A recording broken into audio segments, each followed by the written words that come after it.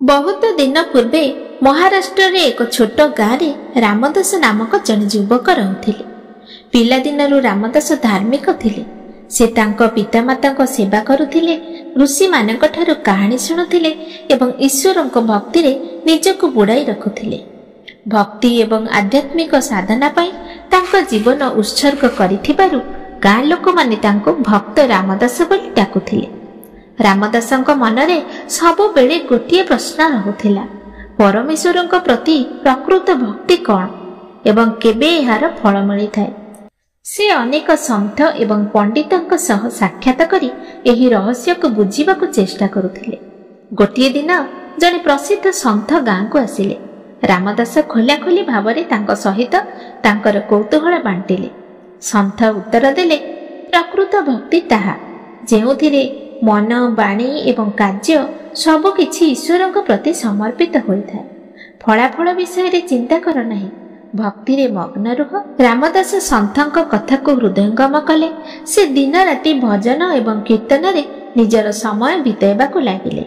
ध्यान एते गभीर होई गेला जे लोक माने एहा देखि कहिले, एपरि मने हेउछि रामदास भगवान को देखुछंती। गोटिए वर्षा ऋतु रे गाँ रे दुर्भिक्ष पड़िला। खेत गुड़िक सुखीगला, कूओ गुड़िक सुखीगला एवं खाद्य अभाव होईगला। लोक माने दुखरे पड़िले। रामदास देखिले जे लोक माने केवल निज निज स्वार्थ पाई परमेश्वर को आश्रय नेउछंती। सेमाने प्रार्थना कले। रामदास समस्त गाँ लोकंक पाई भगवान को सहाय्य मागिबाकु संकल्प कले। रामदास गाँ मंदिर रे ध्यान कले एवं भगवान को पूजा रे मग्न हेले। से हृदय रो प्रार्थना कले, हे प्रभु, मो गाँर लोक माने को असुविधारू रक्षा कर, सेमानंकु जीवनर पथ देखाओ। मु केवल तुमको चाहे।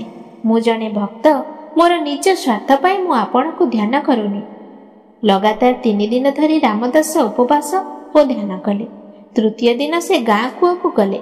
कूओरे पानी जमी गला एवं खेत गुड़िक सबु जिमारे परिणत होईगला।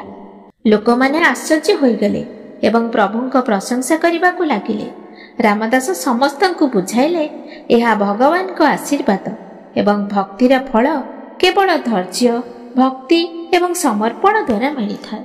समय बीतिबा सहित रामदास गाँ रे जने सन्थ भावरे परिचित होइगले। लोक माने जीवनर शिक्षा पाइबा पई तांका पाखकु आसीबाकु लागिले। एथिरु लोक मानकु एया शिखिबाकु मिलिला जे भक्ति केवल मंदिरर घंटी बजाइबा किंबा पूजा करिबारे नथाय, बरं चिंता, बाणी एवं कार्य रे ईश्वर को स्मरण करिबारे थाय। ईश्वर को स्मरण कर, अन्य मानकर मंगल कर एवं केबे हार मान नाही। थरे जने धनी व्यवसायी गाँ को आसिले। से रामदास को पचारिले, सन्थ महाशय, मु भगवान को खुशी करबाकु चाहूची। मोर तो बहुत धन अछि, मु कोन मोर धन को भक्ति रे व्यवहार करि परिबी? रामदास उत्तर देले, संतोष एवं सेवा एहाठारु बड़ दान आउ किछि नाही। जदि तुमे तुमर धन गरीब एवं असहाय को साहाय्य करिबा पाई व्यवहार कर, तेबे सेही कार्य रे स्वयं ईश्वरଙ୍କ भक्ति जड़ित होइजिव। व्यवसायीटी रामदासଙ୍କ कथा सुनिले एवं गाँ रे अनेक गरीब परिवार को साहाय्य कले। से देखिले जे अन्य मानकु साहाय्य करिबारे तांकु आंतरिक शांति एवं आनंद प्रदान करूछि।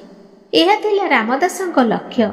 लोक मानकु बुझाइबा जे भक्ति केवल कथारे नुहे, कार्य रे भी हेबा उचित।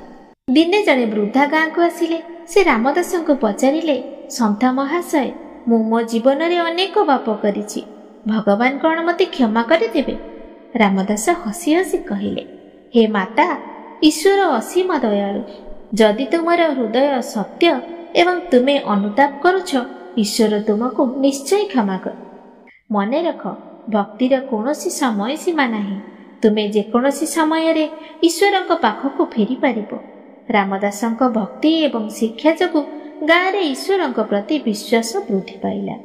सेमाने प्रतिदिन मंदिरर परिदर्शन करुथिले, भजन गाउथिले एवं परस्पर को साहाय्य करुथिले।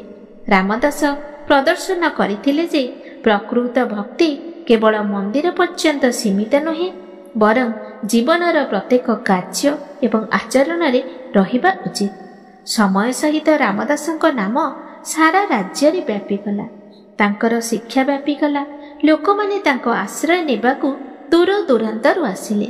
ସେମାନେ ଶିଖିଲେ ଯେ ଧୈର୍ଯ୍ୟ, ଭକ୍ତି, ସେବା ଏବଂ ଈଶ୍ୱରଙ୍କ ପ୍ରତି ଅଟଳ ବିଶ୍ୱାସ ହେଉଛି ପ୍ରକୃତ ଭକ୍ତିର ପଥ। ଶେଷରେ ରାମଦାସ ତାଙ୍କ ଶିଷ୍ୟମାନଙ୍କୁ କହିଲେ, ପିଲାମାନେ, ମନେ ରଖ, ଜୀବନର ପ୍ରକୃତ ଉଦ୍ଦେଶ୍ୟ ହେଉଛି ଭକ୍ତି ଏବଂ ସେବା। ଈଶ୍ୱର କେବଳ ସେମାନଙ୍କୁ ଭଲ ପାଆନ୍ତି ଯେଉଁମାନେ ଅନ୍ୟମାନଙ୍କ ପାଇଁ ବଞ୍ଚନ୍ତି। ଅସୁବିଧା ଆସିବ, କିନ୍ତୁ ଯେଉଁମାନେ ଭକ୍ତି ଏବଂ ସେବାରେ ମଗ୍ନ ରହିବେ ସେମାନଙ୍କ ଉପରେ ଈଶ୍ୱରଙ୍କ ଆଶୀର୍ବାଦ ନିଶ୍ଚିନ୍ତ ଭାବରେ ଆସିବ।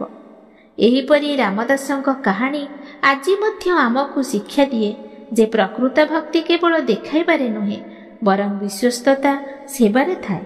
ଆଶା କରୁଛି ଏହି ଭକ୍ତିପୂର୍ଣ୍ଣ ପ୍ରେରଣାଦାୟକ କାହାଣୀ ଆପଣଙ୍କୁ ନିଶ୍ଚିନ୍ତ ପସନ୍ଦ ଆସିବ।